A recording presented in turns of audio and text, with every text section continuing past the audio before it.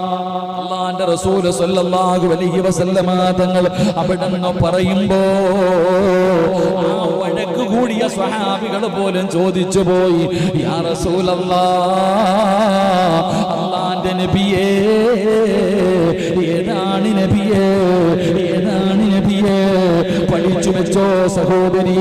അതാ പ്രിയപ്പെട്ട ഭർത്താവിന്റെ ഭാഗത്തു നിന്ന് മനസ്സിന് വേദനയുണ്ടാക്കുന്ന വാക്കുകൾ കേട്ടു.